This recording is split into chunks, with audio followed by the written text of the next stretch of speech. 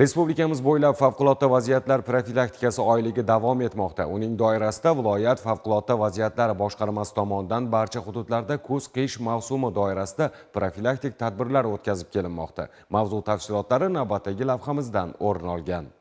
Yangiqo'rg'on tumanida viloyat favqulodda vaziyatlar boshqarmasi tomonidan tashkil etilgan navbatdagi tadbir Yuksalish mahalla fuqarolar yig'ini hududida joylashgan Mustaqillik maydonida daxldor tashkilotlar ishchi xizmatchilari kun davomida amalga oshirishi lozim bo'lgan ishlar yuzasidan yo'riqnoma bilan boshlandi. Dastlab Nurafshon mahalla fuqarolar yig'ini hududidagi aholi yashash xonadonlari viloyat favqulodda vaziyatlar boshqarmasi tuman bo'limi hamda daxldor tashkilotlar bilan birgalikda kuz-qish mavsumida isitish tizimi, oshxonalar o'rganilib, bir qator kamchiliklar aniqlandi. Ularning aksariyati o'z o'rnida bartaraf etilib, turar joy egalariga qolgan kamchiliklarni tugatish yuzasidan topshiriqlar berildi. Shuningdek, fuqarolar bilan sodir bo'lishi mumkin bo'lgan yong'in, chaqnash, is gazi va botulizm kasalliklarini oldini olish va xavfsizlik qoidalariga rioya qilish batafsil tushuntirildi. O'rganishlar tuman maktabgacha va maktab ta'lim bo'limiga qarashli 6-son maktab va 43-sonli davlat maktabgacha ta'lim tashkilotida davom etdi. O'quvchilar, bog'cha tarbiyalanuvchilari hamda ishchi xizmatchilar ishtirokida joylarda sodir bo'lishi mumkin bo'lgan yong'in, chaqnash, is gazidan zaharlanish, zilzila va boshqa favqulodda vaziyatlarni oldini olish yuzasidan suhbat o'tkazilib, tadbir ishtirokchilarini sohaga oid qiziqtirgan savollarga javob berildi. Binolarning kuz-qish mavsumiga tayyorgarligi, qozonxona, ko'mir saqlash joylari o'rganilib, yong'inga qarshi talablarni bajarish yuzasidan tushuntirishlar olib borildi.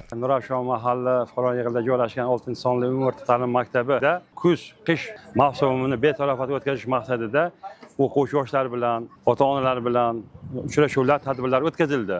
Bundan tashqari mana maktabimizda qozonxonalari, kirish-chiqish eshiklari, kuz-qishga tayyorgarlik ishlari ko'rildi. Favqulodda vaziyat xodimlaridan minnatdormiz. Kuz-qish mavsumini betalofat o'tkazishga hammamiz birgalikda o'zimizni mas'ul deb hisoblaymiz.